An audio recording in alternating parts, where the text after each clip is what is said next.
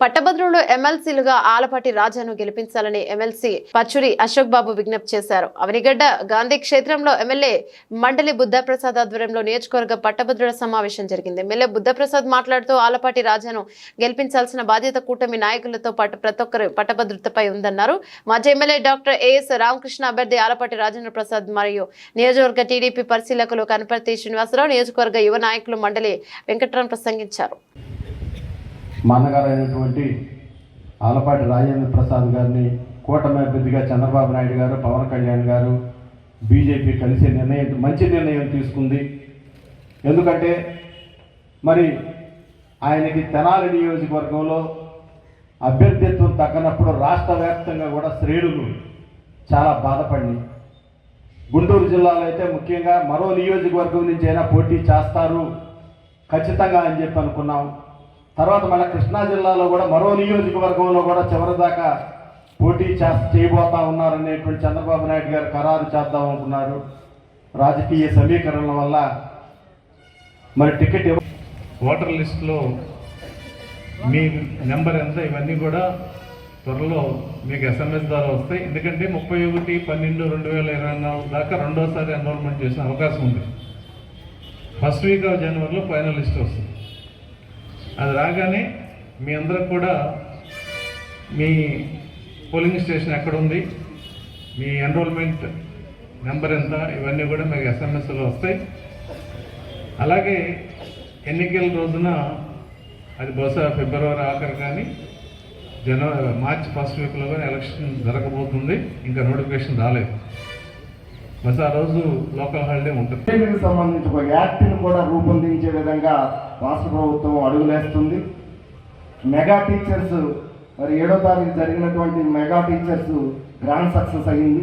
ఇంతకుముందు మరి అది గిన్నీస్ బుక్లో కూడా ఎక్కించాల్సినటువంటి పరిస్థితి మరి మన ముఖ్యమంత్రి గారు వారి యొక్క ఆధ్వర్యంలో అది చాలా వినూత్నంగా మరి తల్లిదండ్రులు ప్రైవేటు పాఠశాలలో విద్యార్థుల యొక్క హాజరు శాతం ఎక్కువగా ఉంటుంది, ప్రభుత్వ పాఠశాలలో లేదు. దాన్ని చేయడానికి వాళ్ళు ఏం చేస్తున్నారు అవే మనం కూడా చేసి సత్ఫలితాలు పొందాలని రాష్ట్ర ప్రభుత్వం. మేమందరం కూడా మొన్న ఇటీవలి ఈ ఎన్రోల్మెంట్స్లో అన్నింటిలో కూడా పాల్గొని భారీ ఎత్తున ఇక్కడ చేయటం జరిగింది. తప్పకుండా రేపు రాబోయే ఎన్నికల్లో మేము అందరం కష్టపడి ఇందాక చెప్పారు ప్రతి ఇంటికి 3 సార్లు తప్పకుండా మేమందరం మా వంతు కృషి చేసి మంచి మెజారిటీ ఇక్కడ అవనిగడ్డ నియోజకవర్గం నుంచి తీసుకొస్తా అని చెప్పి వారందరి తరఫున నేను మీకు తెలియజేసుకుంటున్నాను సార్. తప్పకుండా భారీ మెజారిటీలో అవనిగడ్డ నియోజకవర్గంలో ఇక్కడ ఉన్న వాటిలో మేము చేసి మిమ్మల్ని గెలిపించుకుంటామని చెప్పి ఈ సందర్భంగా మేము ఆలోచించాల్సిన విషయం మాత్రం నేను చెప్తాను. రాజేంద్ర ప్రసాద్ గారిని ఎందుకు గెలిపించాలి? ఈ గెలిపించాల్సిన బాధ్యత కూటమి వారికి ఉందా లేకపోతే అందరికీ ఉందా? ఇది ఒకటి మాత్రం మనం దయచేసి ఆలోచించని చెప్పి కోరుతుంది. ఎందుకంటే మనకి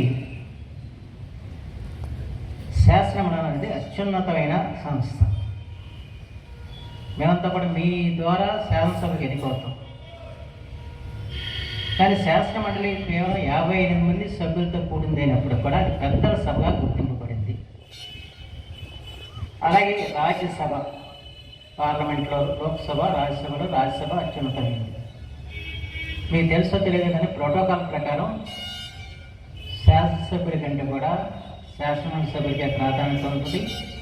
స్పీకర్ కంటే కూడా శాసనమండలి అధ్యక్షులకే ప్రాధాన్యత ఉంటుంది. అంటే అది అత్యంత గౌరవనీయమైన సభగా శాసనంలో పెట్టారు. ఎందుకు పెట్టారు? ప్రజలకు ఎన్నికైన వాళ్ళు శాసనసభలో ఉంటారు. విజయం చేకూరిస్తే నన్ను వ్యక్తిగతంగా గెలిపించిన మనం చెప్పబోయే జవాబు ఈ తీర్పు ద్వారా ఒక మంచి ప్రభుత్వానికి మరొకసారి మన భావాల్ని మద్దతు ఇచ్చినట్టుగా ఈ విజయం సంకేతం ఇవ్వాలని చెప్పి ఈ సందర్భంగా కోరుకుంటాను. ఇప్పుడే పెద్దలు చెప్పినట్టు విఘ్నులు, అనుభవజ్ఞులు, పట్టభద్రులు అందరూ కూడా ఈ సమాజంలో ఎన్నో ఆలోచనలు కలిగినటువంటి విశాల దృక్పథంతో ఆలోచించాల్సిన అవసరం. ఎందుకంటే సమాజంలో మీరు ప్రధానమైనటువంటి భాగస్వామి. ఎందుకంటే అనుభవం, విజ్ఞానం రెండు కూడున్నటువంటి పట్టభద్రులు.